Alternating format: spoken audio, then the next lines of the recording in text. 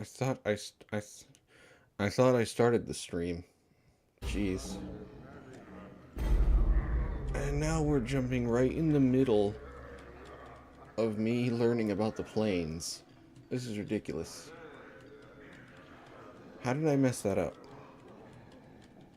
I could have sworn I'd started the... Something is not right with me. Well,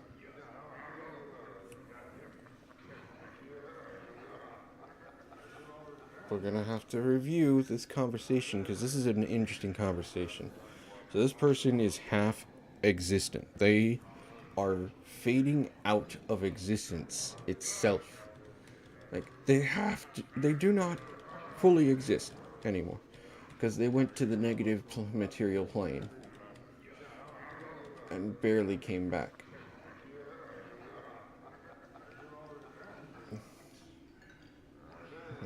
Face, who is he anyway? Anyway, but that wasn't the person I'm talking to now. I just realized this man with gentle.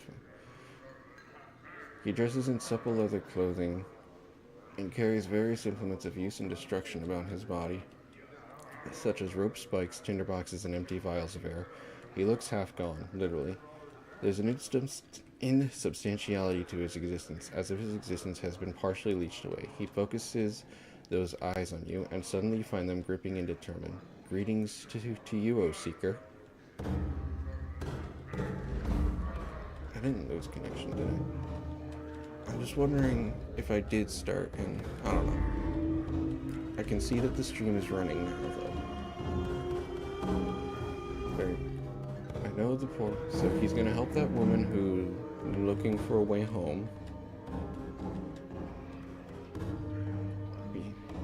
He used to know Farad before he became a collector. Fresh back from legation. I went to the inner planes to discover my true essence. I made the mistake of visiting the negative material plane to understand my body's urge to decay in the cycle of death and life. So, it feels like this guy got close to what the dustmen want.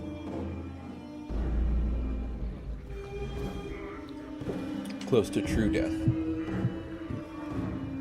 It's the ill effects of the plane. The blackness of infinite nothing pressed on my soul, and I was beset by shadows that sought to snuff out my very soul. Lost my way for a time, for an eternity, and nearly lost my existence. I could feel my essence falling away from me, and even now half gone. Never will I return. So, yeah. How did he survive? With a piece of nothing that held back the nothing. Nothing can stop nothing, you know. And so I carried nothing in my hand to protect me. And he gave me whatever that item is, I think. And now we're talking about the planes. There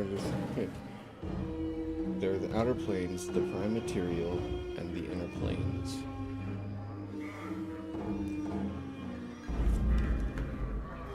Think of the inner planes as a globe. On the top pole, you have the positive material plane. On the bottom, you have the negative material. Remind me to tell you of the negative. And from the interaction between these spring all of the urge for existence and non-existence, death and life, actuality and nothing. From them spring the basic element planes, fire, water, air, and earth, the para-elemental planes between the four, the quasi-elemental planes that come from the interaction of the four elements with the positive and negative. Which is so interesting. And we ask about the negative material planes. He went there, but it was the same thing he said before. You know, more planes, outer material. What is the difference? The inner planes are matter, substance, true physicality. They are the building blocks of the multiverse. For it is from them that all belief in the elements springs. The inner planes filter through the ethereal plane, the plane of potential, some say, which forms the elements into the worlds of mortals. Once past the ethereal plane, one reaches the prime material, where exist all manner of mortals and monsters and myths and machines. It is there that belief is born, and there that the spirits that create the outer planes are born. When mortals die, they pass through the astral plane. No place that is thought and mental energy itself. It is in all things and in none. It is paradox, among other things, and it filters spirits into the great ring. Do I comprehend so far? More or less. Do you know the cardinal rules of the planes, about the outer planes? Do you know about the composition of the outer planes? Do you know the great ring and its divisions in our hearts? Do you know the individual planes? Each of these leads to the next, and so it is best to start beginning. Well, I couldn't really ask about the cardinal rules for some reason. So, the composition of the planes. Maybe that's because that's what he already told me. Maybe. The outer planes are created of and by belief and thought and faith. They take their imagined form from the prime material plane, shaped into forms that stagger the imagination. Built by the accumulation of belief. Belief creates the planes. Belief is power here. Change belief, and you can change the nature of reality. The creatures that are born here, the plane-born, like the fiends and celestials, are truly born of the thoughts and concepts of mortals. They each express some sort of ideal, and the more powerful the ideal, the more powerful the being. Thus, the being that symbolizes love is one of the strongest of all. Go on, that's why the powers gods, some call them, live out here. This is where all the faith in them comes. This is where they are at their most pure and most strong. Their realms are extensions of their very beings, manifestations of their godly essence, all of it informed by belief. Now hold on. When you mention how the gods, so fiends and celestials, in essence, outer planes are, like a sort of good and evil, but not quite that simple. So, I'm being called. I'll just leave this on screen for reading. The composition of the planes.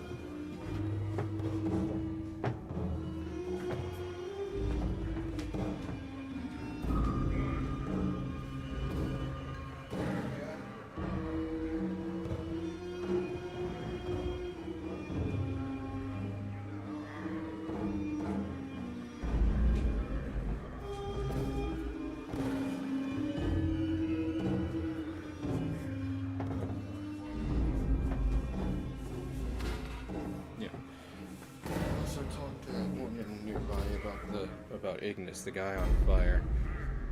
That was an interesting conversation. Anyway, gotta walk the dogs apparently.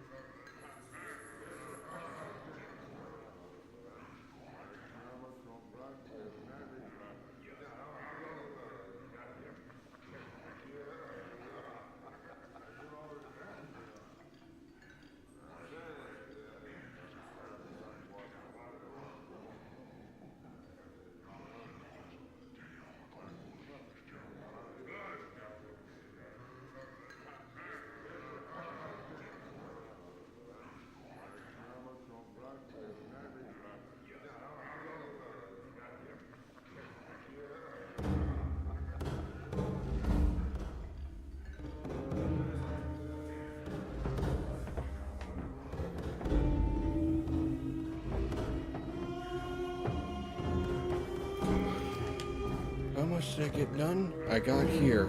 I made it to here. That's how much I got done. The spire atop which Sigil sits is in the center of the outlands. Yep.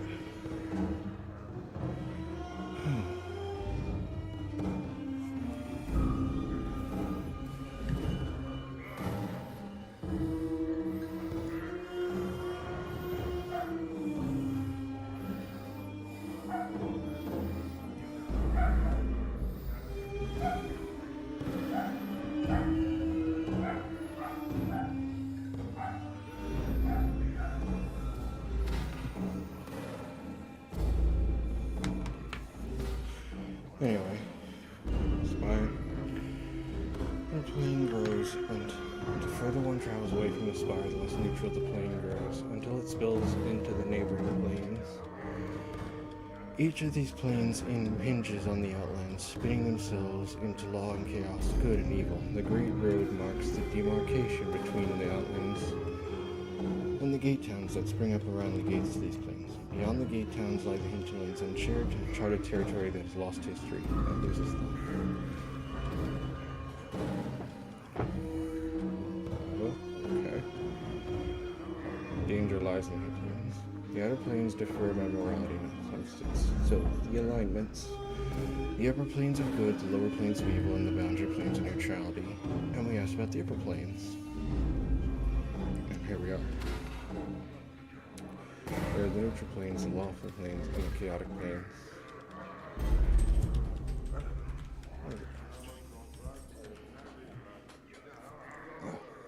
The neutral planes. The neutral upper planes contain the beast lands, a place of neutrality and goodness, with a slight tinge of chaos, where the animals rule in the eternal noon and night. They hold a Bitopia, twin paradise of industry and labor, where all work toward the good of all, and Elysium, the sweetest plane of goodness and calm I have ever come across. Alas, right now I'm not well enough to enjoy any of their restorative effects. What would you hear of them now? Go with the rest of the upper planes. Lawful. Kandrian gives a small shudder. I am not the best person to speak of the planes of law, for the innate structure and ultimate patterns they impose frighten me. I steer clear of them because I value my individuality more than I value the knowledge they'll bring me. They include regimented Arcadia, nearest of the good plains to the unbending order of Mechanus, and Mount Celestia, home of the Archons, an island in the Silver Sea, and the chaotic plains. These are where I feel at home, though I steer clear of Ysgard for the most part. The endless battles and tests of metal among the floating earthbergs of the plain don't do much for my disposition. Arborea, though, he sighs. The mountains are taller, the air clearer, the rivers purer, and the game larger than anywhere else. It is a true paradise, a place where passions run high and the wine never ceases to flow. When I have recovered enough of my wits and myself, when we have done with the outer plains, you should ask me of the inner, and I will describe my journey to you. I will return to Arborea's bowers and glades and lose myself for a time. Tell me more of the plains in general. Let's go with the inner planes. This is kind of going deeper. Think of the inner plane. Oh, wait. Tell me the other planes then. The prime material. To know the prime visited. The boundless worlds of that plane have infinite variety. So do the planes, but I cannot encapsulate them as I have here. Suffice it to say that they are the birth of the outer planes, the children of the inner, and they hold limitless potential within their boundaries. Tell me more.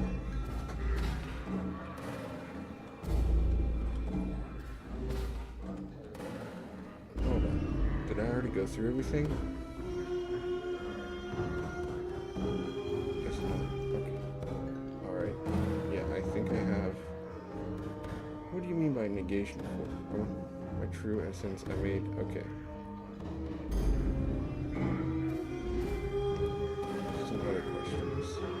Yeah.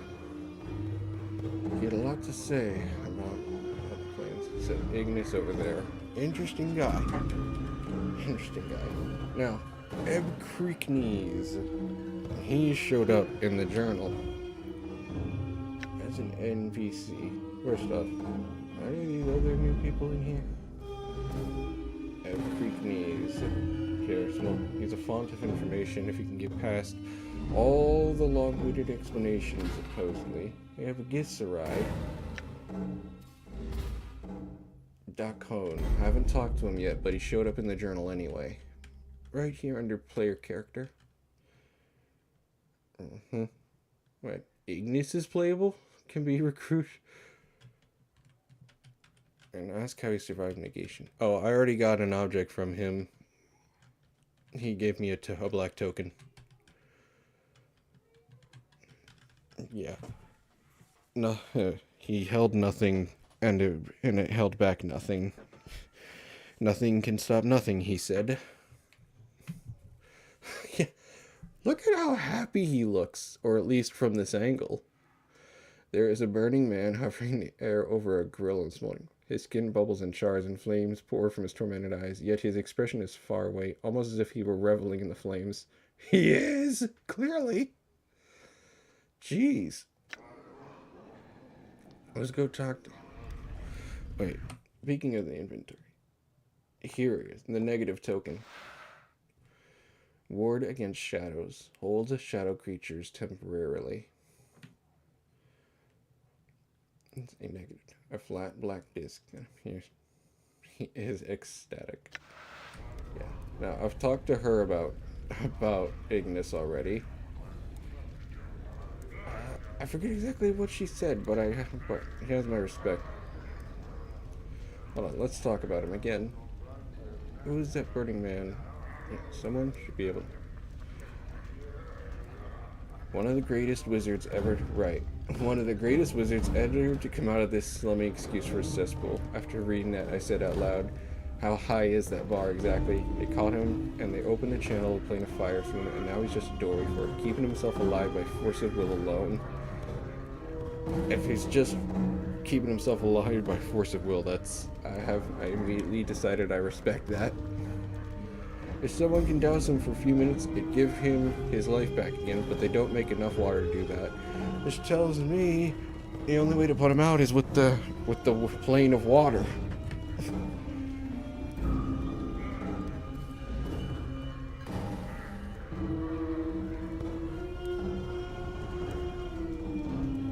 Alright. We'll start with you. See a slightly stooped old man with a full gray beard and a lion's mane of gray hair. He wears a couple of shoulder guards as armor, and he keeps a helmet nearby.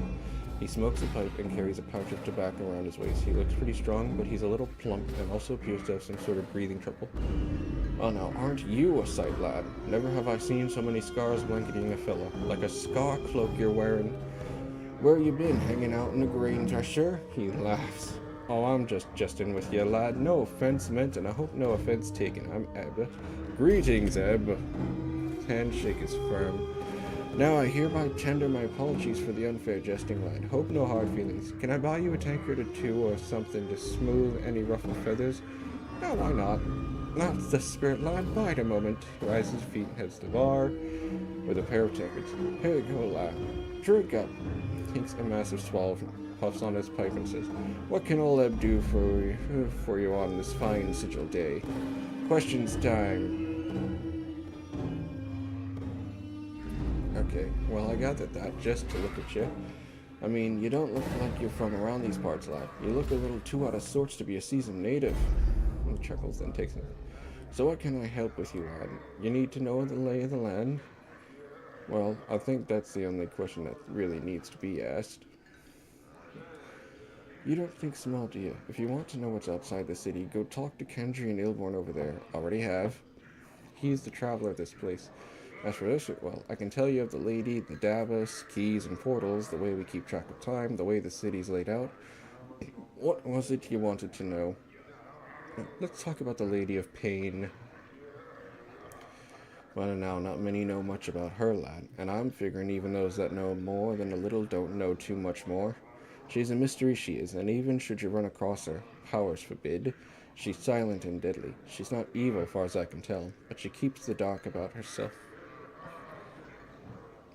The top bar is very high with Ignis. Yes, turn. I imagine so. If they could channel an entire elemental plane through him. She keeps the dark about herself and sigil pretty tight. None's been able to penetrate it, and if they have, they've been mazed. Yep, just sent into a maze. Let's talk about that. Mazed? What do you mean? Dine's bloods will be packed off to a place where they can't do no harm. The lady sees she'll take a bit of sigil and make a little dimensional pocket out of it, a maze. She places those that have crossed her in there and lets them rot. Puffs his mouth. Now, you can't escape getting mazed once the lady sets her gaze on you, lad. She'll get you eventually, no matter how hard you try and dodge her. You'll be walking down an alley or about to step through a portal or take a left turn down a street you've gone many fold times before, and suddenly you're someplace you don't recognize. Now, mazes aren't escape routes. There's always a way out of each one. A portal the lady placed them. You just have to figure out where it is and how to use it. Yeah. Alright. See. Davos. Those funny floating bloods that speak in symbols. Quite a piece of work, eh? Davos kind of ladies, janitors, and workmen, doing exactly what she wants. Make sure sigils running up to snuff, patching walls, tearing down old buildings, building new ones, setting up portals, sealing off others, and on and on. They're a pretty neutral fair bunch, and you don't want to interfere with one or kill one, or you'll bring the lady's wrath down on you right quick. Alright, more about sigil. The way we measure time in sigils by the brightness of the sky. See, we haven't got a sun and moon like most worlds. We just got this everlasting haze that brightens and darkens at regular cycles. What most folks call midnight, we call anti-peak. What they call noon, we call peak. So it's based on the peak and anti-peak of the brightness. So when someone says about 5 hours past peak, that's what they mean. 5 hours past noon. It's that simple. The layout. Oof, let me wet my tongue. Oh, this is the one that that he needs to really explain, huh? He takes a pull from his tank. The city floats above an infinitely tall spire, the spire. It lies on its side like a discarded wagon wheel, but there's no spokes that connect it to the spire. It's divided into 6 wards, each of them with its own function. Right now you're in the hive. I think the purpose of the hive is to be squalid to the rest of the city's grandeur. Factions, philosophical clubs, or gangs if you prefer, divide up and run into the city between them. Were you in a faction, sir? Just stop you unless... Oh, now, hold on, lad. I'm no has-been faction member. They say, and they're right, that once you're one of the Harmonium, you're a Harmonium for life. We're the bloods that try and make sure Sigil stays out of trouble.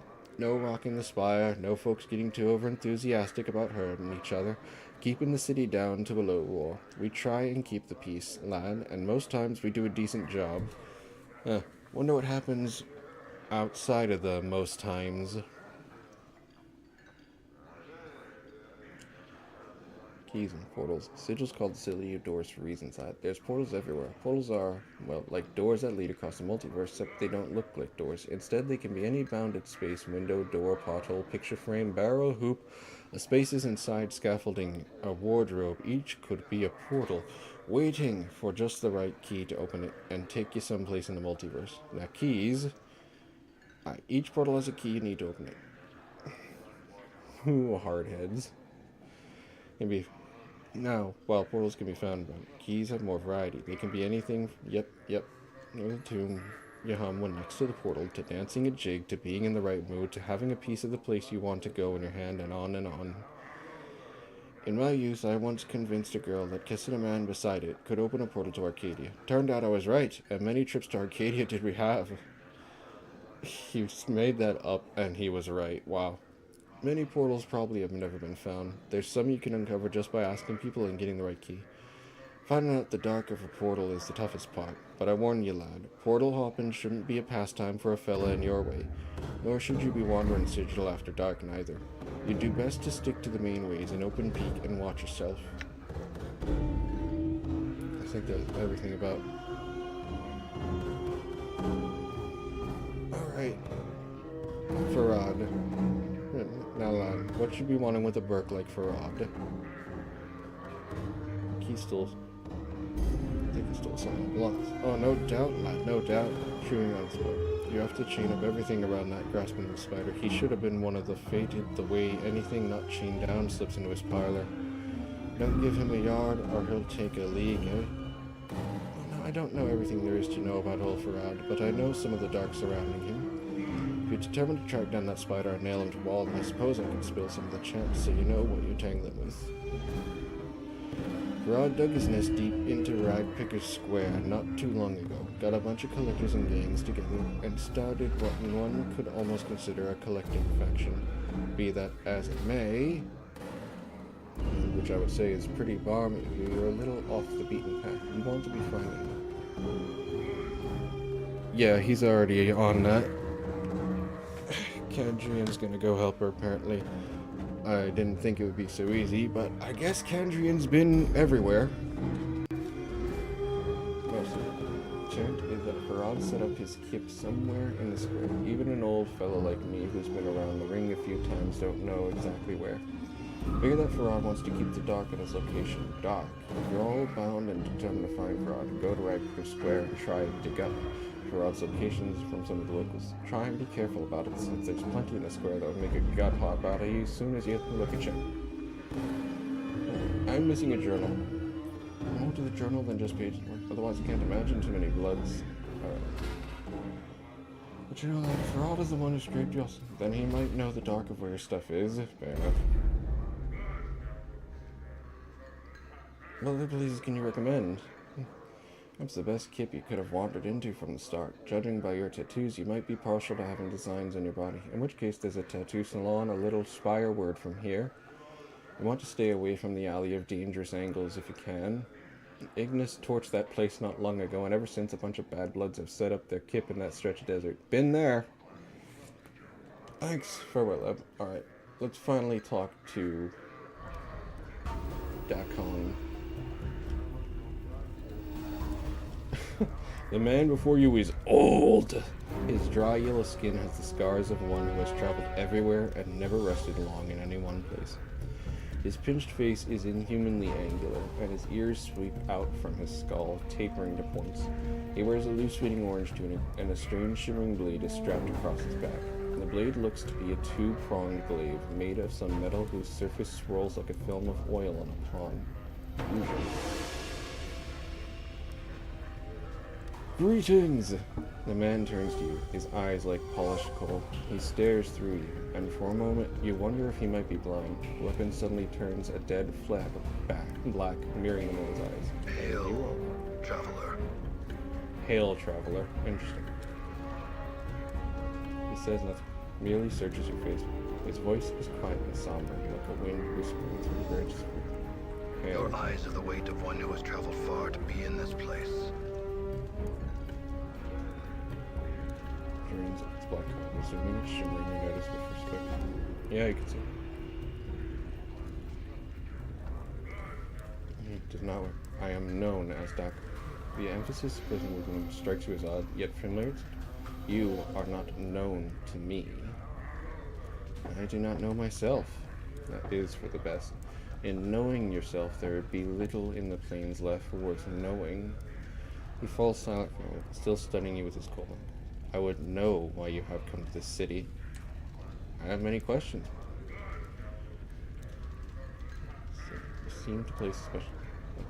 What is that lady? Do you know of a man named Farad? Where to start? I mean, we have 3 questions here that I'm particularly interested in, and I want to start here. All things, by the structure of flesh, their existence is defined by their knowing of themselves. And if a man does not know himself, when a mind does not know itself, it is flawed. When a mind is flawed, the man is flawed. When a man is flawed, that which he touches is flawed. It's said that what a flawed man sees, his hands make broken. Barely knowing the guy, and he's already getting deep with the way he speaks. Do you know yourself? So his coal black eyes take on the same distance that you notice. I think we'll ignore that question for now. What are you? A Githzerai. What now? Githzerai is one of the people. One of the people? A Githzerai. Yes, but what are the Githzerai exactly? It does not need to be known to you. We would bleed to death on Time's Blade before I recited a fraction of the histories of our people. Okay. I don't need to know your histories, but all of Dakon's dialogue she's referring to, even the ones about Sigil. Noted. I just didn't want to upset him. Though I don't know if he's the type that could be. Your histories, but I would know of your people as they are now. Know this and accept it as an answer. We are the people who make our home upon the shifting plane of limbo. Blade from his back and holds it before him. See what happens. Did you just attack me? Or did you just swing it? There we mold the matter of limbo with our minds. We forge cities with our thoughts. Watch a series of whippling waves of metal begin to roll forth from the center of the blade. The pitch and crest of the waves match the inflections in Dakon's voice. In its chaos we dwell, with only our knowing to preserve us. We are the... It moves, shifting in response. It is a Karak blade. It's an object that lets others know the rank of the wielder. Wait, what is Karak? Searching in your tongue, the closest translation is chaos matter. It's dark matter. People may shape it with their thoughts. Shape it with their thoughts. It's not shaped by heat, but by knowing oneself. It is a mirror that reflects the will of the wielder on its surface and in its edge. When one knows themselves, the blade is strong, harder and stronger than steel. When one does not know themselves, the blade is as water, formless and weak. What rank does it symbolize? Carried by the Zerth. A Zerth is one who knows the words of Zerthamon. In knowing the words of Zerthamon, they know themselves. Who is Zerthamon? Founded our race. He knew the Githzerai before they knew themselves. He defined the people. He gave them one mind. Interesting. My only direct interaction with Gith, of course, would be the Githyanki from Baldur's Gate 3. And of course with Orpheus himself, who had a lot of the Githzerai theme to him, at least the way they designed him. He even was a monk class, which, yeah, that's interesting.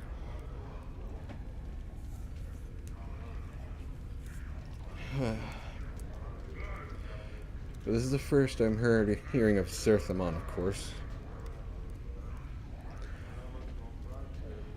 What do you mean again? See, what the fuck? I had some other questions about the city. Well, I've already been through, so I can go straight to the city. It is known by the name Sigil. Well, yes, definitely Githzerai are better than Githyanki. And then again, it's a pretty low bar in my opinion to be more likable than the Githyanki. I'm being called away again.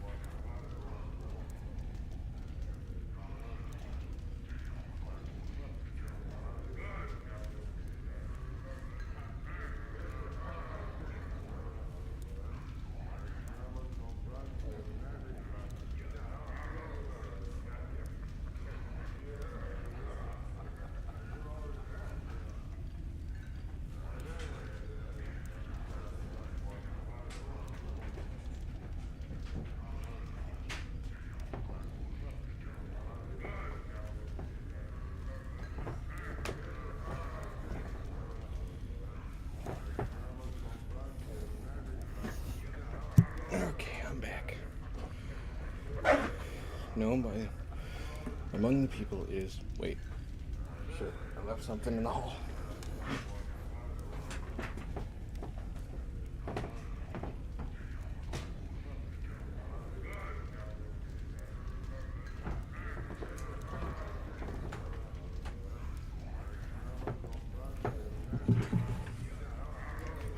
It is known as the city that does not know itself. Well, what do you mean? The city exists, but it does not know itself. In not knowing itself, its existence is flawed. Well, we've already been over why the flaws. What do you speak? You speak of the city as if it is alive. It may not be aware and know itself in the sense that you or I might know ourselves, but it lives, it grows, changes, and touches the minds of all that live here. Why do you say it doesn't know itself? The city exists in opposition to itself. It has set itself apart from the planes, yet it seeks to be everywhere at once. Its walls are doors, yet it keeps these doors locked. Such an existence tells of a thing that does not know itself, and not knowing itself, it is flawed. A thing does not need to be ordered and have a purpose to know itself.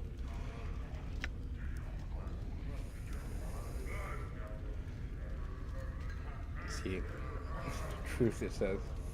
What if these contradictions are strengths that you cannot see? What if the city is not flawed and you just don't know the reasons? There is order in everything. Perhaps there is an underlying pattern that you cannot perceive. Need to be ordered and have purpose to know itself. Is this like a chaotic choice and a lawful choice? To your question, a question. What if the city is flawed and you see its contradictions all around you? Claims you've accepted this rather than explore the possibility that something great that suggests you are flawed, and that you do not search for knowledge but only for a convenient answer. There's no knowing the answer to the questions we have asked, yet the city exists, that is all. You know, I am in a debate with him! We know ourselves by the questions we ask, and the ones we do not. We cease asking questions except only what we can perceive. I gained experience from that? Then we will cease to know ourselves. Dakon's voice has changed slightly, become heavier. Such words have been spoken before. I have heard them and know them. The words are mine. Oh, once I knew them and knew their meaning, I had forgotten them until you spoke. The bleeding of all color until it is translucent. Then I would travel your path with you. Oh, snap! I accept. Your path is mine. His voice seems... Oh, and look at that. I got an achievement for getting him in here. Let's immediately save. Alright, now there's 3 of us. Let's take a look. Fighter / mage. That's basically what I'm going to become. He's at level 3. Oh, he's a total of level 6. That's higher than me or Mort. Current state normal. Armor class modifiers none. Resistance is none. Attack 0, 18. Number of attacks 1. Lore 9. Half. Well, not half. What's your lore?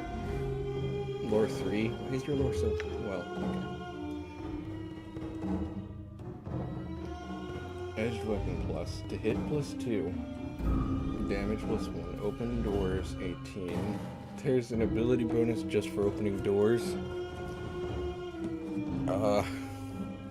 Weight allowance, armor class bonus -2. Missile adjustment plus 1. Con HP bonus per level is plus 2. Reaction plus 1. Let me look at mine. My to hit is -3. Is it the axe? I know the axe had a penalty on it.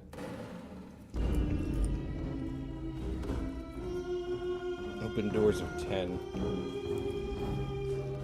Weight allowance 7. What's your... Okay, we all have the same HP growth at the moment. because we all have the exact same constitution score.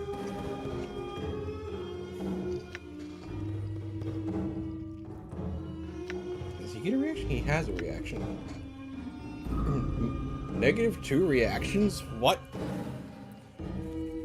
Yeah, I can tell. Really granular. Moore is better at opening doors than I am. Why does he have proficiency in fists? He's a skull. That is hilarious.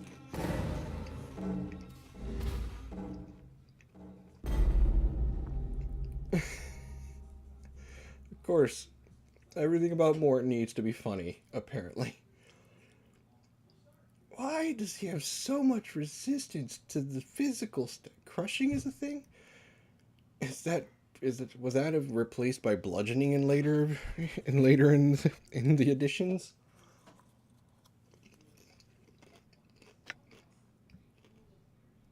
He doesn't have the resistance.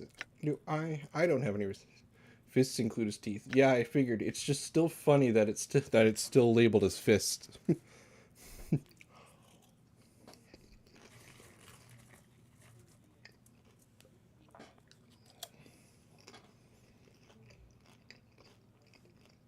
All right.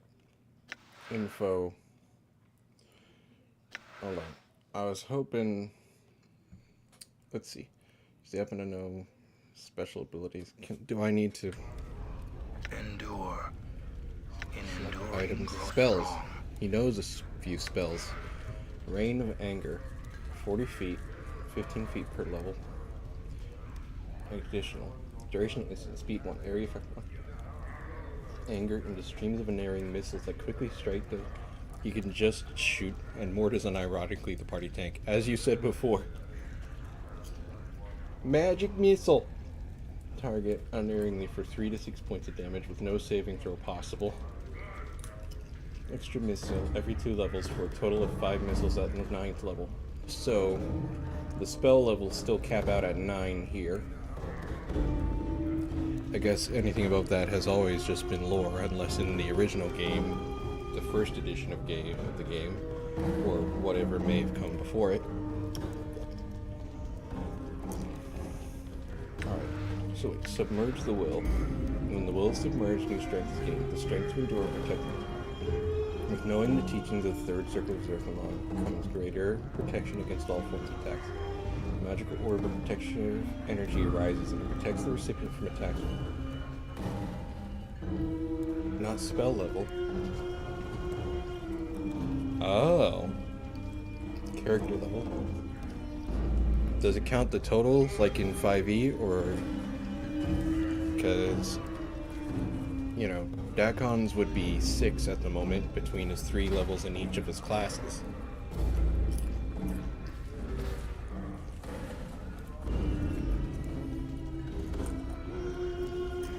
Cast a magical orb, so +2 against all attacks, +1 to saving throws for 12 seconds per level of the caster. Per level of the caster, it does say right there. Interesting. Power of 1. And from Gith, the warrior queen, came the knowing of oneself, and from the knowing came immense power. A.k.a. Orpheus' mother. Not sure moments. The spell increases target strength score by a certain number of points, or tenths of points above 18. So after it goes above 18, it's okay. Which will still be qualified by race class restriction. The spell can bestow a strength of 21 or greater. Oh, score.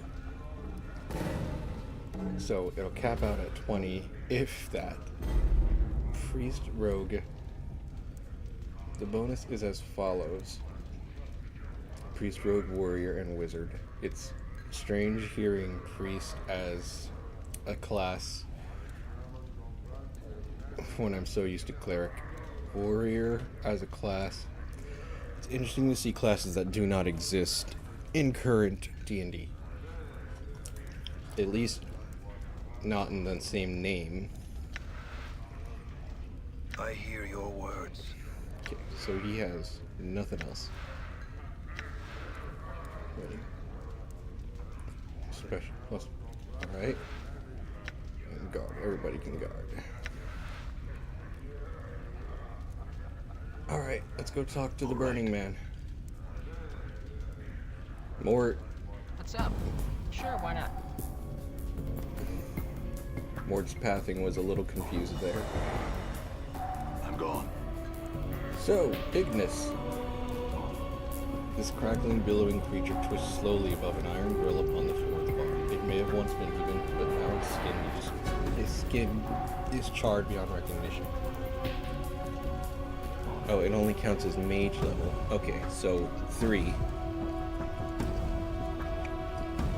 have once been human, but now its skin is charred beyond recognition. Streams of fire form a wreath around the creature's body, and the flames lick at the few remaining pockets of flesh, causing them to rumble and run like wax down the creature's skeletal flame. Also, the music really got kind of tense, huh? The greetings? The thing makes no response. It rises slowly within the flames. It lives, but does not seem aware of anything other than the fire that surrounds it.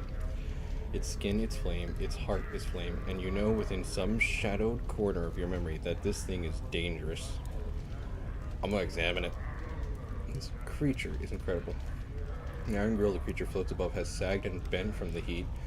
At first you thought the heat came from it, but now you realize it emanates from the creature. As you watch, flecks of ash drift from the writhing corpse and float slowly to the ceiling.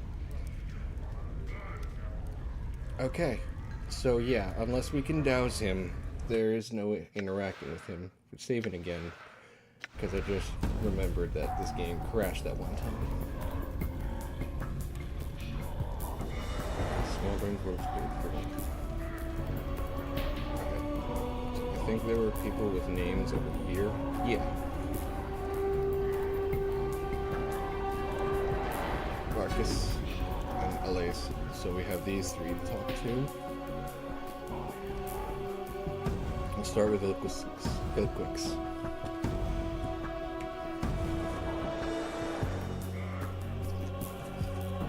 Character theme is perfect for character who only avoids chaotic evil alignment by being too insane to know right and wrong. That makes so much sense.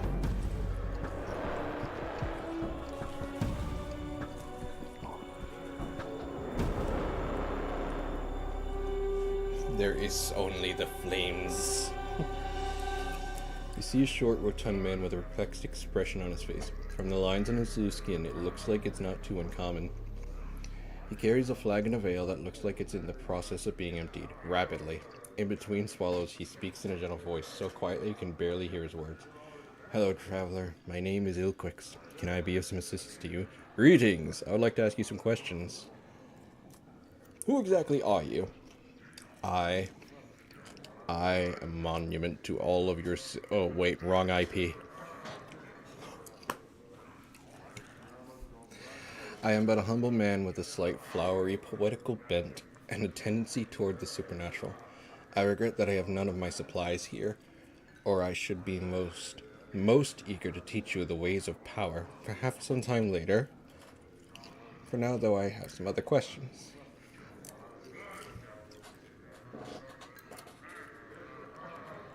Do you have anything new to tell me about this place? Bacchus, over there, I believe, is a true gentleman, and ambitious to increase his standing to boot. These, I feel, are the most useful qualities one can possess. They drive people. I had some more questions. How are the patrons? He despises creatures of law. Are many and varied. I find them delightful, with the exception of those creatures of law. He gestures towards the pair of Abishai sitting in the corner. They taint the air with their presence, lending an unwholesome stench to an otherwise pleasant environment. I recommend speaking to Bacchus.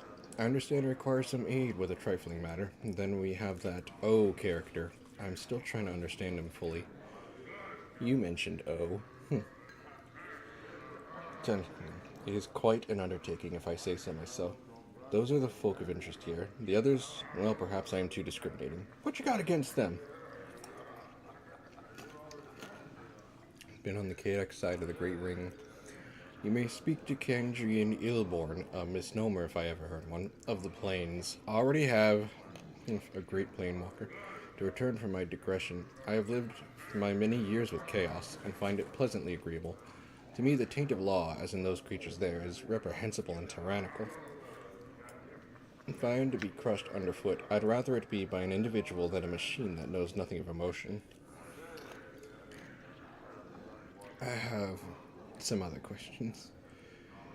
Alright, what do you want? What will you say about Ignis? What is your take on him? That? That is the last unfortunate who chose to exercise his individual will without the strength to back up his desires. His name is Ignis, and was a pyromaniac. I'd still think is. He burned and didn't burn the right people, and wound up channeling more raw power than he could control. Now, well, you can see what became of him. If you wish to learn more of him, perhaps that poor creature Drusilla can help you. I look like everything I can talk to you about. Get to him last. Here. Dressed in clothing that is comparatively drab and mundane compared to most of the outfits you see in the city. He carries himself with an air of supercilious arrogance. There are a lot of words here that I have never heard outside of this game. Or read. He also looks dramatically out of place here. What do you want, he asks. Who are you? Yes, warrior renown. Surely you've heard of me. No. Gee, that none in this town have heard of me or my exploits, but alas, I shall have to prove myself all over again. And here I thought my fame had spread across the world. So he just assumed everybody here knew him. Okay. What world are you from? In the city of Alaburn on the River Tame. Surely you have heard of its glories and wonders. No matter. This place is benighted and ignorant when it comes to the splendors of true cities. I am told that my land is what is called a prime by the denizens of the city. Though a prime of what, I don't know. Boy, you are definitely new here. Villainous life shade Turtanalel. He pauses, waiting for acknowledgement, and then continues. Yeah, sorry, don't know this person. He conjured his demonic magic and opened himself a doorway and hurled himself through it. Before he could flee me entirely, I threw myself after him and found myself here. Oh, I get it. You're one of the clueless. Rending in his hand, clenches convulsively around the hilt of his sword. Clueless, is it? I take offense to your words, sir, and bid you farewell in the hopes that we should never cross paths again. Hold on, what if I want to ask more questions? Then be on with it, scarred one. Ask can be done. I'd like to apologize. He appears entirely shocked, as if the notion of apologies is alien to him. Just to apologize? That's what I said. And I suppose as a point of honor, I must accept your apology. Very well, in return, I offer my apologies. Well, let's set the matter aside and speak no more of it. How simple. Alright. What do you know of the patrons? I've met only the elderly Ebcreeknees, and I've already spoken to him, who has been instructing me in the ways of the city and the plains. My foe's spell must have catapulted us far across the world, for I know of no plains near our former location. The plains of the imagination of thought and belief. They are not physical prairies or grasslands, but other dimensions. Experience gain. No. Plains, yeah. A look at the future. I understand. What the old man said is starting to make sense. Excuse me, I must think this over. Farewell. He's just had his mind blown. Okay, I disrespectfully walked behind the bar to speak to Barkus. But okay, old games, man. See a leather-skinned man with just a hint of ashen color to his face. His teeth seem sharper than normal, and his eyes are filled with the boredom that comes with having seen too much. His voice is nasal and clipped. You again, eh? What do you want this time? Ah, I've been here before. Not surprising. What do you mean, you again? Yeah, you again. You got a hearing problem or something now? You was in here about 15 years ago. Man, it must have been big if I got all bubbed up, smashed up the place, and left a pile of coin that wasn't enough to pay for the damages. So you plucked out your own bleeding eyeball and tells me you'll be back to reclaim it when you got 200 coins together. With 15 years of interest, you got about 500 coins. You got the Jink Pal, I got your eye. Okay. Apparently I'm missing an eye. I didn't see that in my profile picture. What was I pulling, an Odin thing?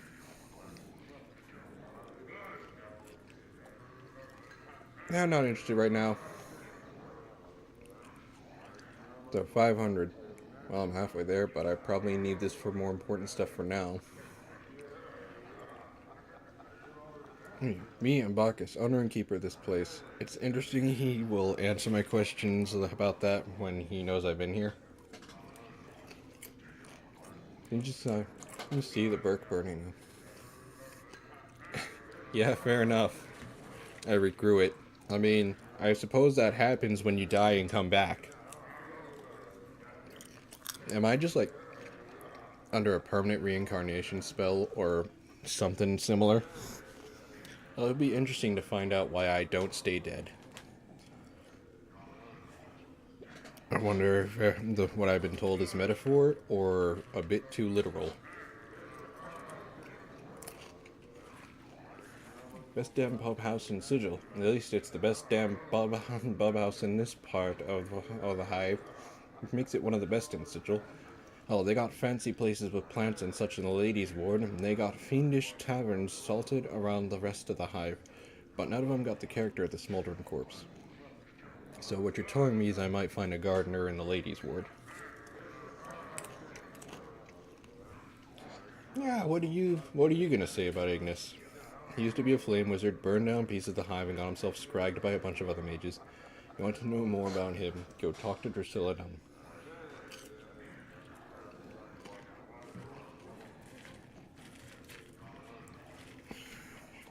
Alright, what are you gonna say about Fraud? Turn your back and let him sink a dagger in it. You know, I think I've been there and done that already. Though from the looks of you, you already have. See? You can tell. If you're dead, son. Oh, interesting. What did you put in spoilers over there in Discord? Let me get my phone up so I don't interrupt the stream or something. And take a quick look at that. Oh, interesting. Interesting words. It turns and spit on the floor. May as well just turn it back. Pardon the pun. Talk to it. Okay. More questions. What are your opinions on the... What do you tell about the patrons here?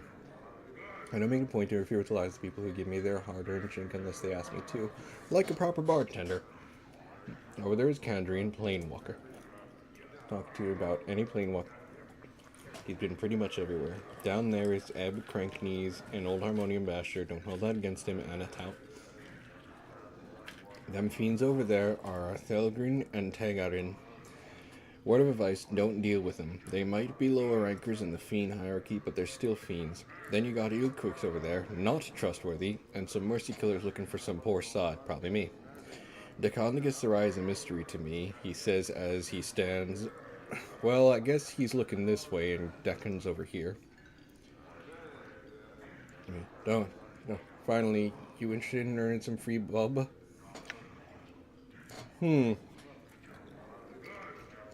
Sure, why not? Quest givers, you accept when you don't see an obvious reason not to. Well, hanging about in the shadows, trying to work up a courage to slip out without covering her tab. You do it, you got free bub here for life. Interesting.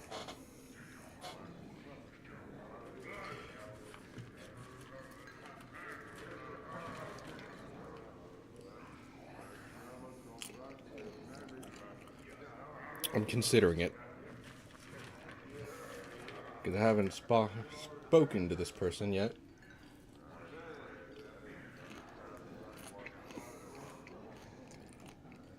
I mean, free booze.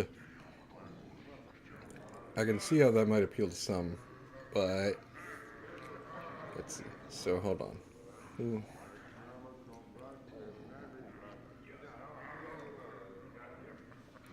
Oh, there's another door over here that I probably shouldn't go through. So, there must be Moshai. And I still have to find this. Oh, where's your. Moshai appears busy. They're approaching me, that's why. Female dustman with a half-empty glass in her right hand. You, over here. There's something wrong. Dustman leads you to believe that she's just too lively to be a real member of the faction. Cut her. Buy a lady a drink? You're not really a dustman, are you? Right up. Why do you think? Because you don't act like a dusty and you're not offering contracts. In fact, you're taking money in instead of giving it out for that corpse labor they do at the mortuary. No, I'm not a dustman. I just found these robes in the street and I didn't have enough money to get good clothes, and I heard there was a dustman thief around, but you could probably find him somewhere else in the southwest part of the hive. I saw him, but I hid from him. Please don't hurt me. You're not pulling it off too well. Now, could you answer some questions? Who are you? To drink here, and I'm just a person, you know. Okay. What do... Corpse Tavern, can't you read? Tell me something else. Tell me about the other page. No, they're just, people. I don't deal much. Unless they're... he's, not a corpse. He's some crazy wizard. Ask around, they'll tell you. Alright. Is she the one trying to skip out? Because if she is, I really don't see I don't see much of a reason to... Hey, can you offer me that job again? I've decided I'll... Oh, there he is. How did I miss him? He isn't moving a muscle. On closer examination, it appears that he isn't even breathing, just standing. His eye sockets are empty holes in his face. Contained within their bounds is a flat gray light. Sorry, I dissociated. His eye sockets are empty holes in his face. He isn't even breathing. He's not alive, is he? Contained within their bounds is a flat gray light that seems to dance with possibility. Looking into the sockets, the eerie empty feeling of a limitless void shivers through you, as if you had gazed into a sliver of eternity. The head slowly swivels towards you. You notice that no muscles appear to move under his skin as he turns. He speaks in a pure bell-like tone. Well met, wanderer. You have forgotten again, haven't you? Oh boy, he's used to me being in the cycle. You get that feeling of eternity again. Inside his mouth, you see no tongue, no teeth. It's almost as if man were a shell surrounding an illimitable expanse. He's not a skeleton at all. He is the void. I have spoken with you before, and always you forget. Your endless quest to discover yourself ends always in your amnesia. You draw close to the truth and recoil. Let us hope that you have the strength to endure your existence. How do you know this? Fly, rise up from the wreckage of your old shell, buzz about for a time, and curl up and die at the window of truth. You bumble about the pain, seeking the light without any plan to your actions, and fall, exhausted when you fail. You alight on others to feed from them for a time, and move on with no regard to them. I have watched you come here and listen to your words, and watched you move away no wiser. You learn from your mistakes, Streaker. Just who are you? I am... Oh. Yeah, same syntax, or so it's not zero. And when he speaks his name, it sounds like he's speaking of much more than a single letter. It says letter, as if the speaking of his name contained untold possibility and nuances. No human tongue can ever create such a sound. What are you? It's the name of a portion of eternity. I am a letter in the divine alphabet. Understanding me leads to understanding existence. I am writ in the true names of half of everything. My being encompasses truth. I am mathematic, organic, metaphysic. Okay. This came out in 99. I wonder if this is supposed to be like a reference to Q from Star Trek, or something, or if it's a reference at all.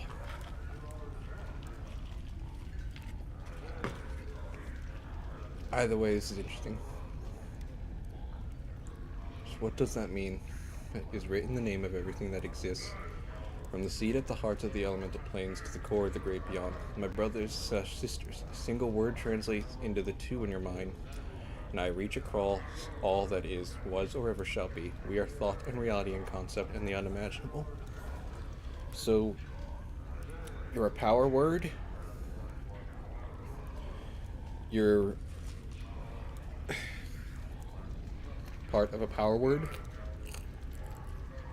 Is that the divine alphabet?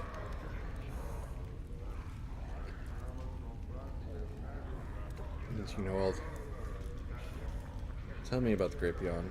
You would not understand. No mortal possibly could. Power is a comprehension of all, but the most powerful of powers. And once they understand, they move beyond the veil of moral comprehension. I can explain it no more than that. Perhaps sometime you will understand. Hold on. Hold on. My being... Wait. I am a letter in the divine. What did he say? Written the true names of half of everything. I wonder what year the Overgod Owl was written into the lore of D&D. Because there's half his name right there.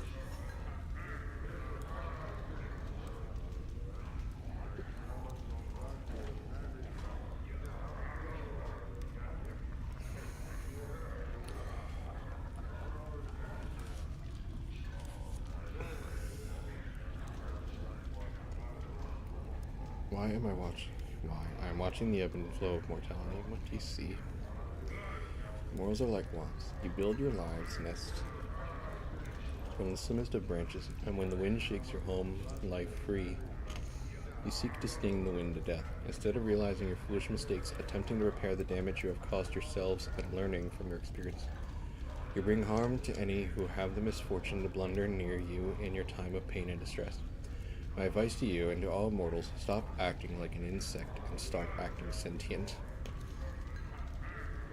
Interesting. Other questions? Do you know where I might find it? You can find it, but it is not my place to reveal such information. Rest assured you will find it, as well as the man you seek. What do you know of Ron? I know where he is. Nearby, you will find him in the hive, under a veil of secrecy. Can you give me an answer to another question? Hold on, I want to find another branch. The secrets of all exist. I know many parts of them. Without a connection to my brothers' sisters, I am but a letter. Alone, I am a symbol. Combined, we are language and power. Combined, we are language and power. Interesting. Yeah, going back to power words. So you don't know the secret. A letter is still a powerful force, even on its own. Allow me to show you. Oh boy, wider and wider still. The mask of his face tears around his eyes, mouth, and nose, revealing that hint of eternity you glimpsed earlier. You are lost in it, adrift in it, a part of it. You return to your mundane senses and realize that O has vanished, yet somehow your horizons have expanded. Enlightenment has brushed you, however, briefly across the brow. Wisdom, just permanent wisdom bonus. Okay, I've just seen into an elder god's mouth, and I have become wiser for it.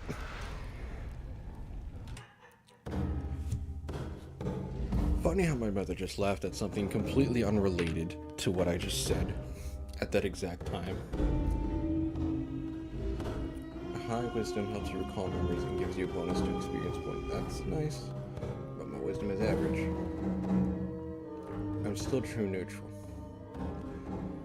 Well, that was certainly an experience.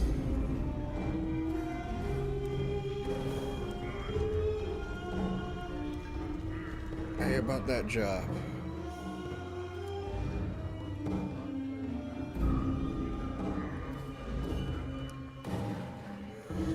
Alright, what can you tell me of the patrons here, right? I think that was it. Sure. I'll do it. I'll let you know when I'm done. So, So over here, she didn't really give me much. Please out of your tab. Pay up.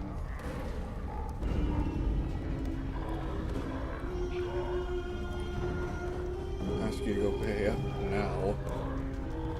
Can you spot me just 10%? I'll give it to him and he knows I'll pay the rest.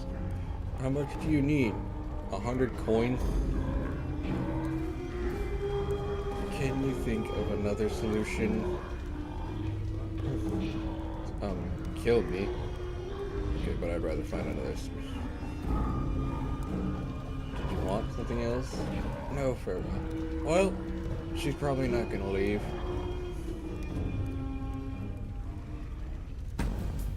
Okay, so we've recruited Dakan, who, hold on. Is it because of his classes? Sorry, I'm just interested in the fact that his hit points are, his HP is lower than mine, despite him being a higher total level than me and having the same con score. It's gotta be because of his classes, right?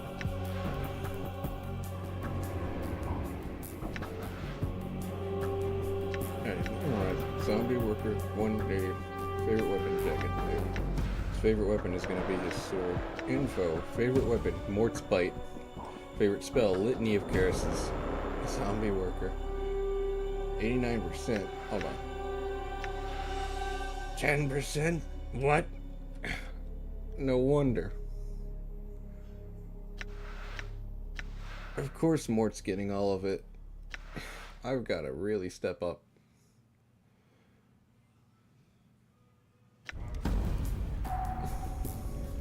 Well, I guess he's earned it.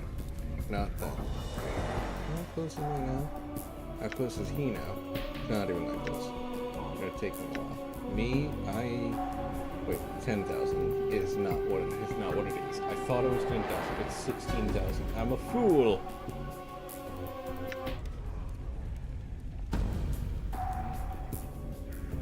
Okay.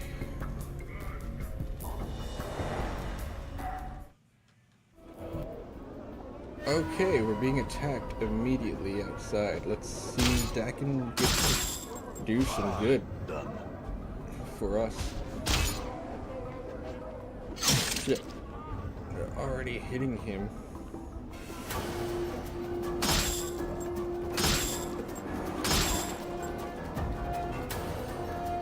Dakin, wow, you lost 10 points.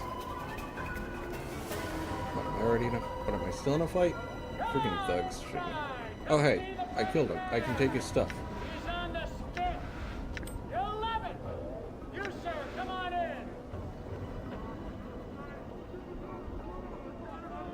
Why does that background voice sound so familiar? We got a drunkard over here. Hey, we're in watch, Chief. Hello. Just look I'm at so glad that it doesn't stay in attack mode when I with stained clothes, a hooked nose, and 2 stubby horns jutting from his forehead. He's stumbling about and muttering to himself. He stinks of brine, vomit, and sheep wine. Greetings! Why is he? Wah. Never mind. Sorry to bother you. Oh, man. I spent an hour, almost an hour and a half in that bar alone. Then again, I did have to step away a lot. But, what? Another attack? Hey, hold on. Done. Why y'all focusing on him? I will hear you. Your path is mine.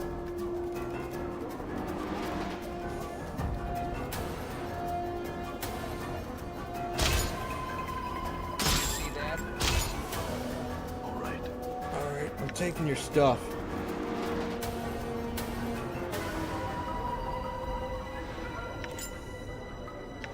Oh my gosh. Not the button I was trying to press. Can I split? Choose them out.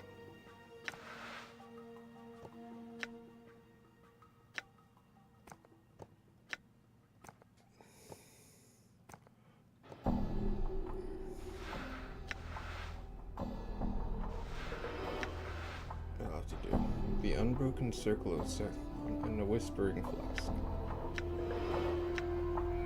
You know, this all makes a great point. More, you're carrying all the spare weapons for now.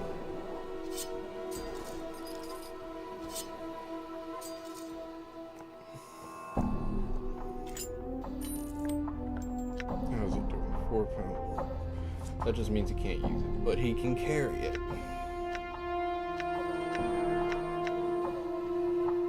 I'm carrying all the heavy stuff.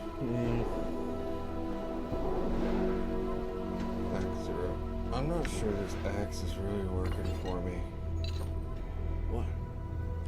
What I really need to unused fists and edged weapons. Unused slots. What does that mean? Is there somewhere I can edit my proficiencies? What? Did he just use an ability? Balance in all things. Did he just use a spell or something? I shall serve. I don't understand. He's Alright. on the spit. You'll love it. You, sir, come on in. I can have 3 more people. Up to 6, huh? So wait.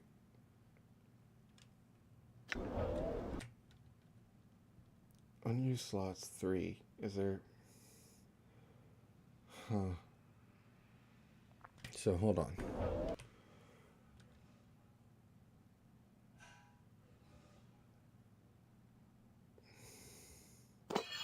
First off, can I just... That's just for gear. Of course it all goes here.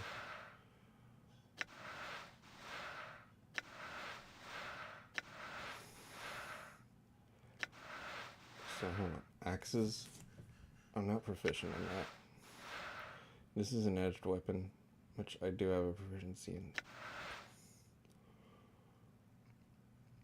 I don't know. Up and down, window, toggle, lock you in character. Come on inside. Come see the burning man. He's on the spit. You'll love it. You, sir, come on in. It's just a crier for the bar. Okay.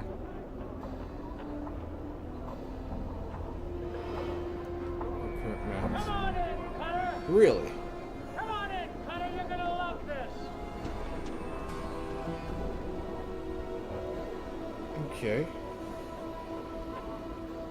Saving me. Oh, come on. Oh, they're running from me. Those are the guys who attacked me already.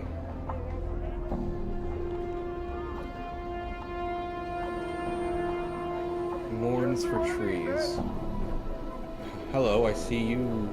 Nope, not approaching us. Damsel in distress, huh? Why are you in distress? Her hair is in disarray, and the bodice of her dress is torn. She looks about in desperation and notices, "Greetings!" Notice the front of her dress. "Help me, Cutter, please! They're killing my sister!" What? Who? Who? This drunken man who followed us from one of the taverns. We thought he meant no harm. Please, Cutter, there's... Say they were killing... And now you say he is killing her? Which is it? I'm distraught. I made a mistake. Here, the blood. You glance at it? Although it does appear real, it is completely dried. It must be hours old. You see her eyes flick to the blood stains and then back to you. You think you can hear her, but mistaken at her. Please help me. My sister lies dying. I like how truth and bluff are currently the same thing, and I can only assume that it's different if I had a different stat. I guess the difference is whether I actually intend to kill her or not. Tell me the truth, huh? Successful bluff. Where's that covered?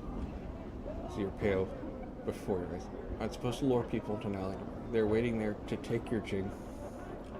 Let me give you some advice. Don't pick someone like choose from drunken fun. That's chaotic. It looks like he's never seen a battle in his life. More than a couple. Never mind, farewell. Hello. You see a tired-looking, sorrowful man who is gazing at the dead tree in front of him. He is mumbling himself and tapping his chin, as if trying to figure something out. Occasionally he shakes his head out. Greetings! Starless, you interrupt his train of thought. He speaks in a calm, unhurried tone, but one full of sense. Oh, greetings to you too, friend. How's this day find you? Honestly, it finds me truth, line, bluff, all determined alignment points. That makes sense.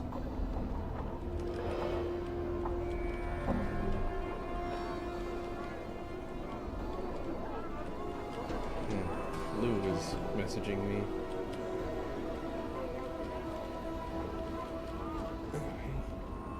I'll be honest, I wouldn't say well. It's too bad. Sorry. Hope you're fortunate. How's this day finding? Fortune finds me well, though I'm sad. Why is that? The trees here in the hive, they're dying, friend, and no one cares. See them? Truth comes law, lie chaos, and good or evil depending on what the message is. Well, in this case, I was lying about killing her, so I guess that was me being chaotic good. That's interesting. I'm glad this game actually incorporates the alignment system, unlike Baldur's Gate 3 did. It helps you figure out some of the nuances in at least some interpretations that would be confusing on a tabletop.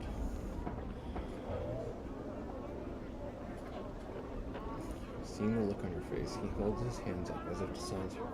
It may not matter to some, but it's important to me. I feel it's a shame to see the last tatters of life and beauty in this world left uncared for to die. Yes, it is a sad thing. So you would suddenly suspicious. He recomposed. That's good. I suppose you asked. I had some questions. No, what was it you were going to ask? Good for anything. Just look around and you'll see what I mean. I'm not sure if it's possible for the trees to thrive here, even if they somehow ward to get enough light and clean water. One, I know people care, really want. I just know this. They'll turn green again and flourish. Considering everything I've learned about the plains, it could be right. I'm certain. Unlike the man. That's all I'd ask of you, friend. Just care for them. Hope for their recovery. In time, should enough people want it, it will come to pass. Yes, I'll help. I believe that means I've passed 10,000 XP. Friend, excellent. I thank you. You're giving me back my confidence, my purpose. Perhaps I can find others like you who listen. Perhaps what about your companions, friend? Would you speak to them on my behalf? Hey, Mort, what do you think? Huh? Oh yeah, Chief, sure, whatever you say.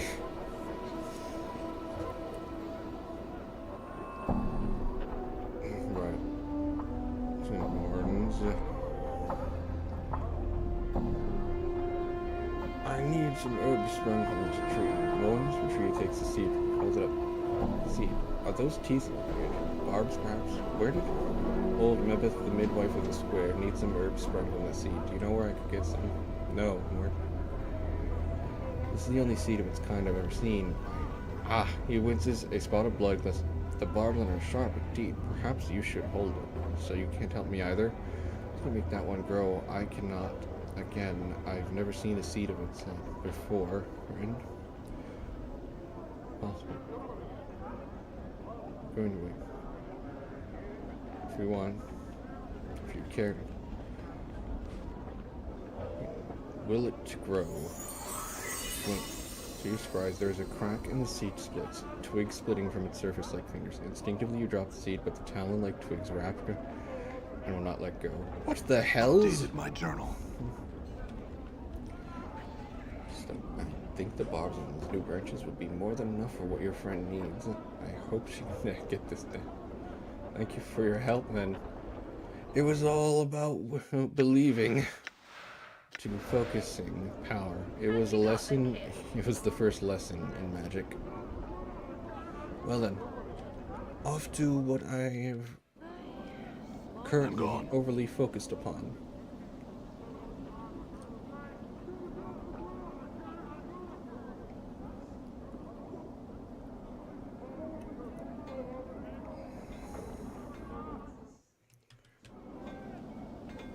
Alright. I'm gone. It was this way.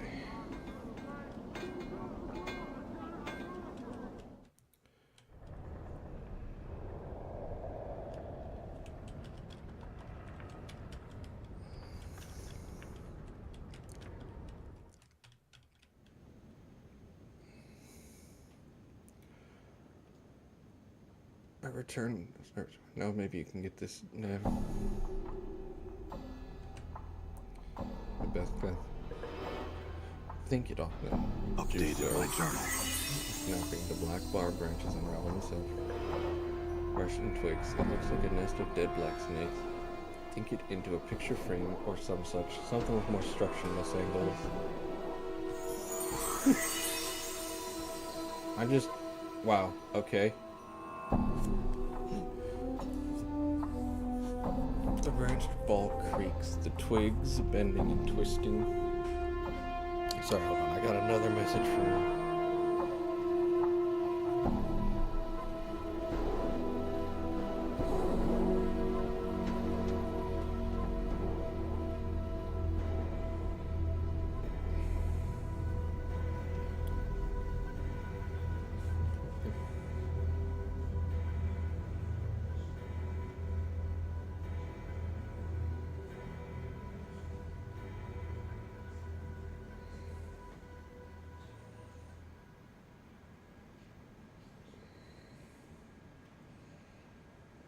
Wow, that's crazy. Okay, sorry for the distraction.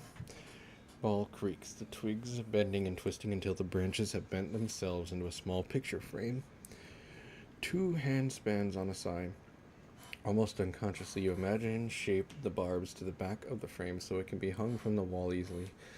And as an afterthought, you move the remaining barbs to the inside of the frame so it can be picked up by the edges. How's that? The best stairs. Square enough it is. Good work, child. Good work.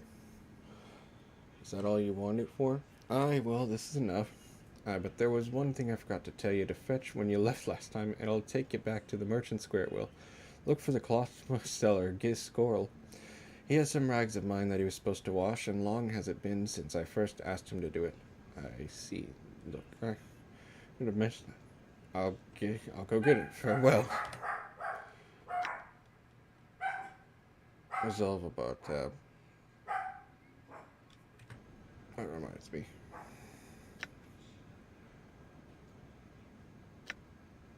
It is I, Endure. I shall serve.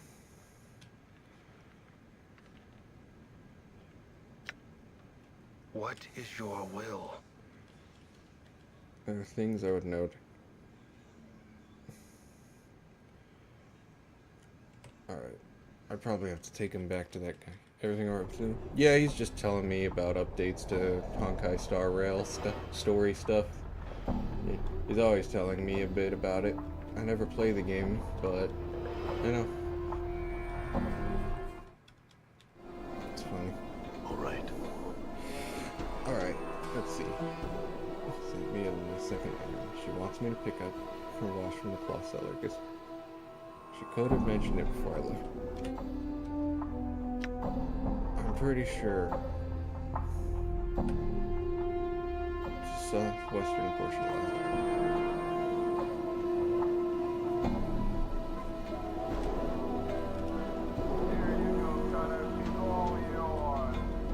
It's either this way or the next one over. Yeah, here we are. Right. I was taking the long way before. Somebody who fought me already and is still running away. Now, which of you was the cloth seller? Not you. Steel finer? Okay, that tells me. Were you always here? Fish. Oh, she literally told me his name, Gisgorl.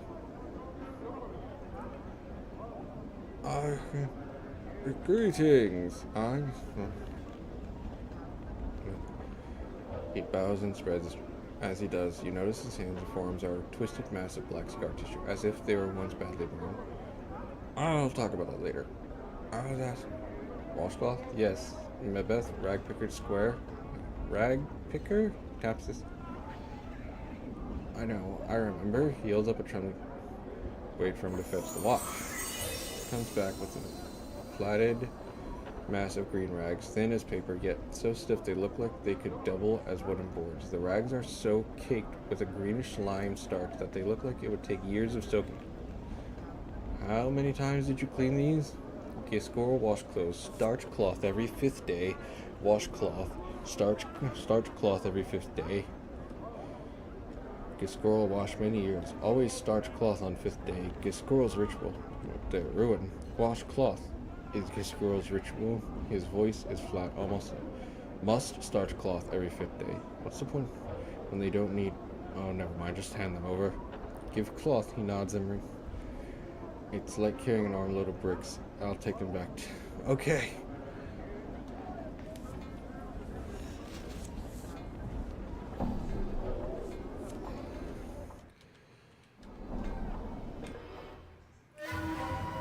Oh, come on. I'm under attack. I was just about to check why. See exactly which stat is letting Dakin here seemingly move faster than me. Alright, which of you guys was fast enough to actually... Looks like it was you. So we'll get you first.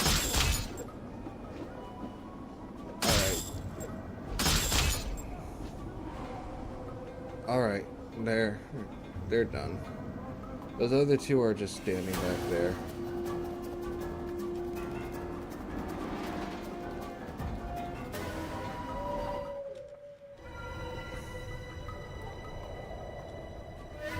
We will become magic. We will shoot magic out of our fingers.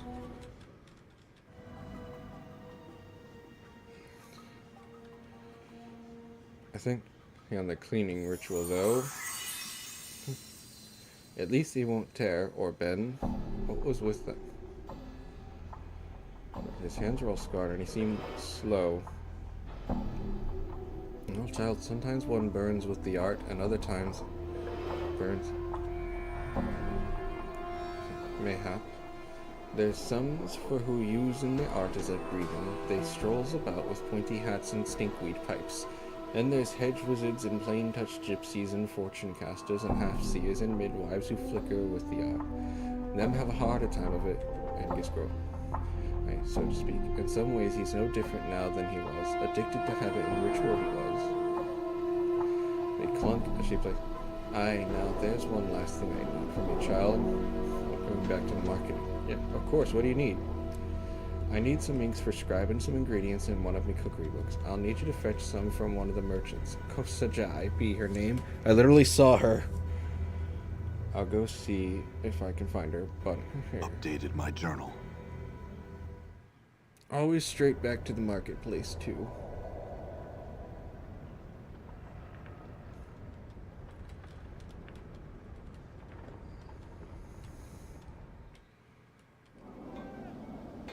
I'm gone.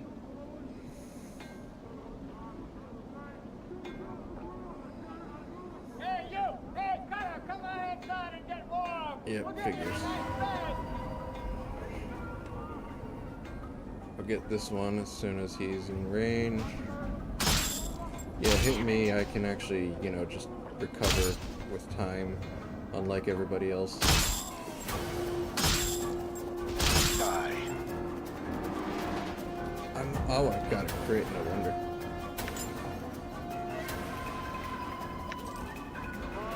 Oh, these people actually fought me to their deaths.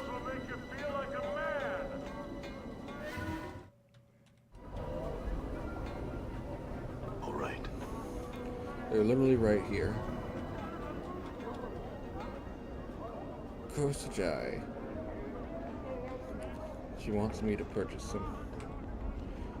Nay, sirs, I sell no ink. I sells just fish. You got any squids? You specifically. Well, 'cause my job was Madame's name, and me grandam's name, so could be any of us. Yet they're both in the dead book, so only this Corsentii matters. No idea what she's on about. A midwife in the Picker Square, you say? Don't know her, I don't. Well, I can't say that's much of a surprise. But if that's not the case, it's having me run in circles. Now hold on, your midwife friend's not all wrong. I know how you can get ink, but it may not be the ink you're looking for. The ink that bleeds from the gills of a Bragotafin. It does, because it bleeds ink. Aye, thing is, that fish is not for eating. It's got a horrible taste. Scalds the tongue. You can ask Merum. She pitches her fish shell down the street a southerly way. She might have one of them fish you needs on her pole, Merum. Updated my journal. Alright. Roll your hands, harlot. Must have already fought these people. Huh? Oh. There's still a group willing to attack me. Alright. Let's do some kiting real quick.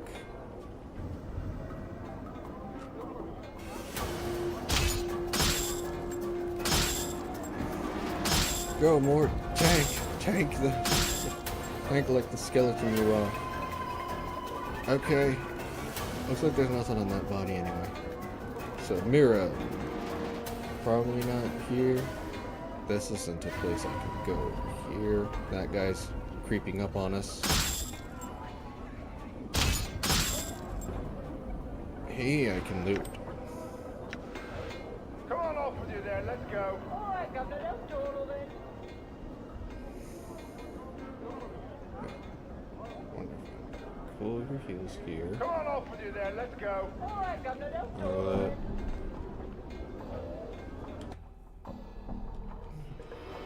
Just south of the market. Maybe I went too far? Ash Mantle? Harlot? Miram, yeah. Have you heard of a Bragada fish? I was told it bleeds ink from its gills. That fish is a strange one, it is. Not many have heard of it, unless you want to eat it. Difficult to kill, and even in death, it still seems slim. Not many want to latch their teeth around something that still lies. Do you have one? Updated my journal.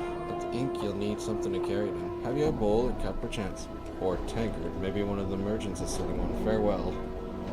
Right, I gotta go buy a tankard. Labor. Hey, what are you selling? Find a steel. Well, what does he have anyway? Just for poor quality stiletto. A stiletto knife. And then a not poor quality one. Right, but not here. Jugs. What are you selling right now? Sell plates, cups, jugs, tankards. Okay. Do you have a tankard? They range in price. Just give me the cheapest one. She reaches into a crate at her side, then throws a battered looking tank covered in. It was used on someone's skull. She smiles lightly. It'll do, thanks. My journal. Oh, appreciated that I didn't have to say. Have to actually buy it.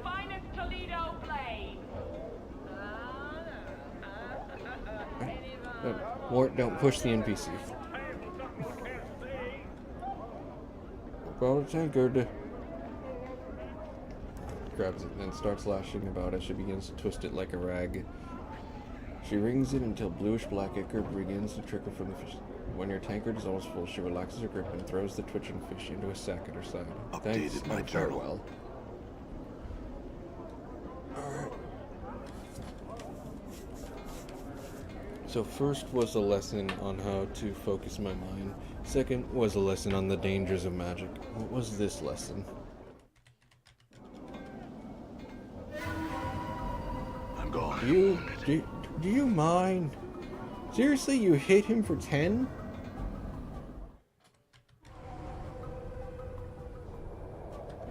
It's a good thing she lets that I can rest in her place.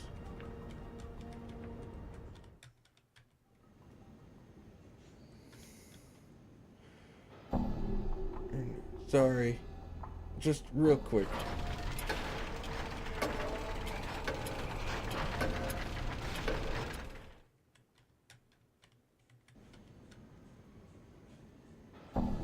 Alright. You wanted 1,000 experience. Prime ink fresh it is, I.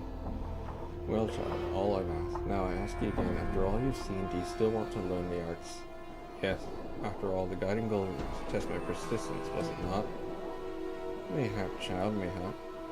You knew I had to see to accomplish each errand, didn't you? You knew who I had to see to accomplish.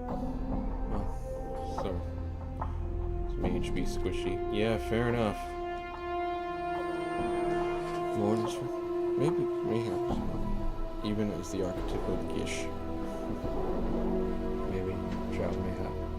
Even so, what did your senses tell you? That my beliefs affect the world around me. Gisgorl taught me that ritual is a wasted effort if the purpose of the ritual is ignored. That's also fair. If the purpose of the ritual is ignored. Taught me that no matter how much I think I know, there's still much I can learn from another's eyes. Lily over to you and touched you. Oh, child. You will be a master sorcerer one day, you will. You have the knowing of it, yet you've come to Olmabeth for help, you have. What kind of midwife teeth? I want to learn all you have to teach. Unusable items placed in backpack. So you walk the path then. Well, first things firstly, just having the knack for the arts isn't enough. You need some means of giving it focus, usually spells. The spells are usually in a book, so the art demands you have a spell book, or it's like a four you can cast spells. Can you read? Man, I hope so. I don't know. Then let's test it. Can you read this? Draws forth a small tattered card. The writing on the recipe swims before your eyes, each symbol twisting out of focus whenever you try and read it. Almost instinctively, you relax your eyes, allowing them to take in the page all at once. As symbols suddenly bleed together, the recipe lists measurements, ingredients. It appears to be some minor divination. Looks like it's a spell that allows the user to see the nature of an item, see whether it's enchanted or not. Who are you to test all my best? So, are you some fiend? Updated my journal. Not expecting it, was I? She nods. You see, it's written in the language of the art. If you're not a mageling yet, it should be all a swirl jumble of mishmash. It clear as crystal, you pluck the sense of it right out. Mayhap you tell Olmabeth why that is. May have known once, but forgot. Seeing the symbols just jarred my memory. Or else a natural distance. No matter, you've just shaved seasons off of your learning, you have. Macbeth runs. And I'd been looking for someone to handle the chores around here. I had. You still ask. It's the least I can do in exchange for. No, don't worry. You can read spells well enough, but spells are no good to you without a book to put them in. Do you have one? And then she catches sight of the black barbed picture frame you made. It's just a frame. But so are ye, child. The starch rags you got from. She pulls off the greenish starch surface film. It flutters in the air like a wispy bit of cloth. Whatever Gisgorl uses in the wash, it works better than curing, stretching, and stoning does on a normal rag. Can't afford parchment, I can't. She takes the starchy film, pulls it over the black barbed frame, latching the rag's edges onto the hooks around the frame until it looks like a small greenish black painter's canvas. It's missing something. Well, it needs something painted on it. Aye, or written on it. She takes the tankard of ink you've given her and sets it down next to her. She dips one of her fingernails into the tankard, then draws it out, mumbling herself. She begins to scratch symbols onto the frame one by one, still waiting. All's done, Mebeth stands, drying her stinging fingernail on her robe. She tilts her head, regarding the strange frame page in front of her. A page for your spellbook, it is. I'll take it. Inside your spellbook are your recipes, your spells, if you will. As long as they sit in the book, though, they're just words. The art demands you pluck the magic out of the book and put them in your attic, your head, afore you can tap the power. You put them in your attic by studying them, memorizing them. You usually need to rest first before you can do this, though. Any questions? think I understand the basics. Before you go, child, you need some magics for you to whet your appetite. Mebeth rummages in her robe, then pulls forth three small recipes, which she passed. She copied these into your book so they can go into your attic as soon as possible. Updated my journal. No, gained experience. Alright, I'll be surprised if I don't have enough to level up. There's more. I'm sure it was very intentionally designed to reach your level up so that you can get the class right away. Tiny bundle of black cloth from her apron unrolls it, producing a pair of amber. These will protect you in your travels, child. I no longer wear them myself, so go ahead and take them. Thanks again. Alright, that be the truth. I've spent too much time. At the temperament to be one of those high-settled sorcerers. Still, I wish you well. I feel stronger. Trained to become a mage. I have acquired that.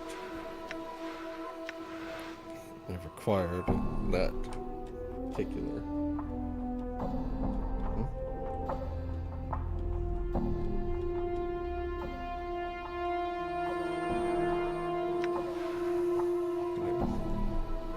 So that overwrit my fighter. Again, spell memorization abilities have increased. 0 to hit points.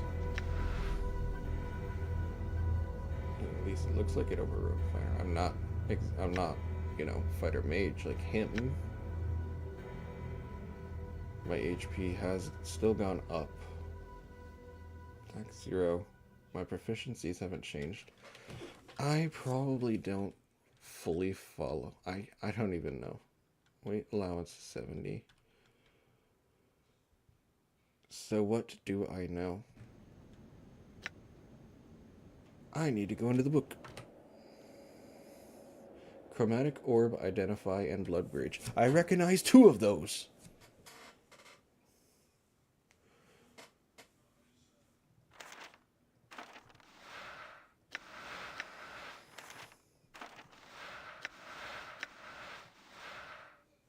So, Blood Bridge is not one that exists in 5e. It's tattered card. The spell allows the caster to share a portion of his life with others, weakening himself but strengthening others. Really? That sounds quite useful indeed.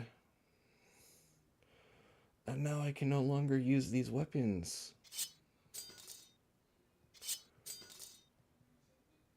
Can he? No.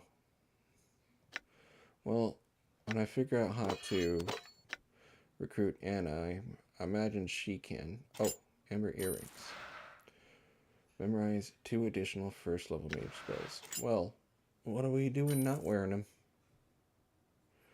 And more, you're carrying this stuff. I can't use it anymore. I can't even use the crowbar as a weapon, but I do expect to be able to use it for other stuff.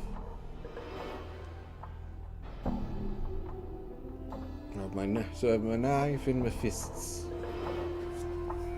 I don't know if I just made the game harder or easier on myself, but yeah.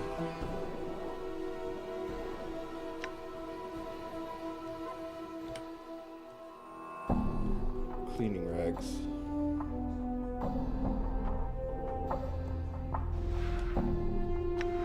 Where's... Here we go. Spellbook. Oh, Blood Bridge is a level 2 spell. When cast, the mage can set 2 hit points plus 1 hit point per level of the caster and give it to the target. So, now the question is, do spell slots work the same way? Are there even spell slots?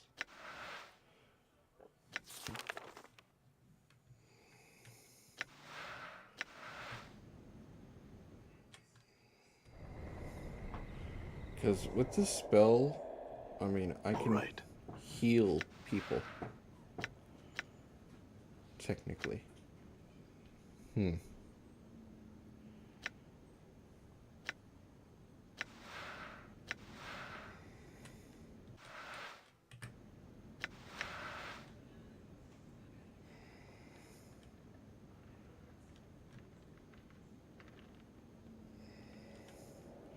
What's the hotkey for it? Combat log. Gameplay.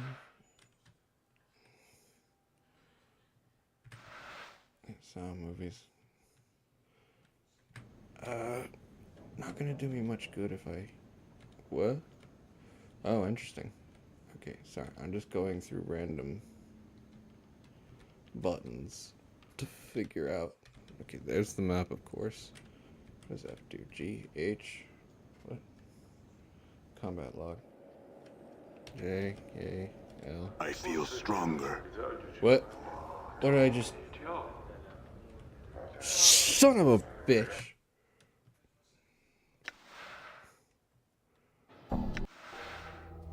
Where was I? Oh, okay. I feel stronger. Oh, thank goodness.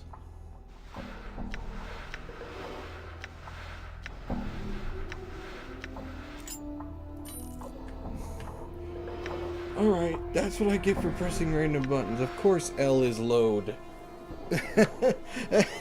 I'm so glad apparently there was a save right here.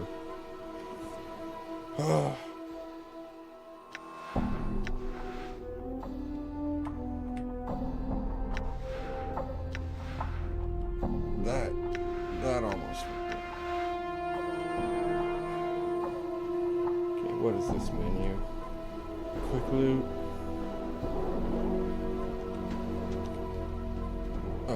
Oh, go straight to options. Okay, so that goes to my spells. Didn't I just do this?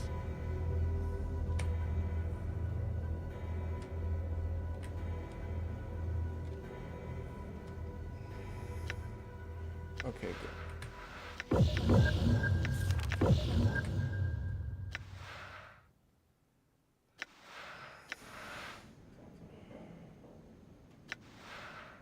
Oh yeah, I can revive people. The thing is, that interests me is that I can't seem to use my spells right now.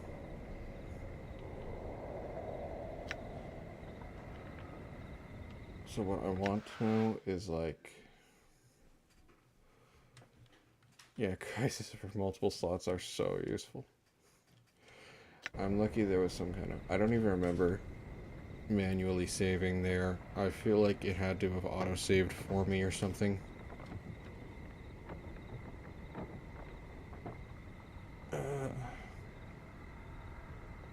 Okay, so for real, I can't seem to actually use my... Did they? And it's dark out. Fuck it. I'll just rest again. Let him heal up a little more. Wisdom, not intelligence. I should have figured it would be different. I'm gone.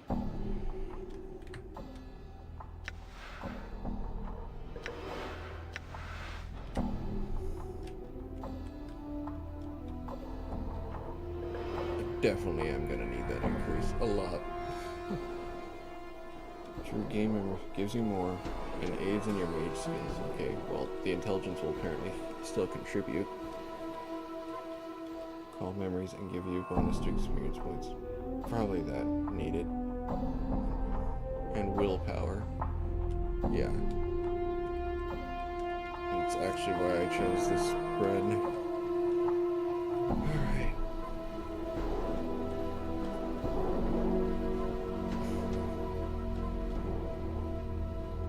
Alright.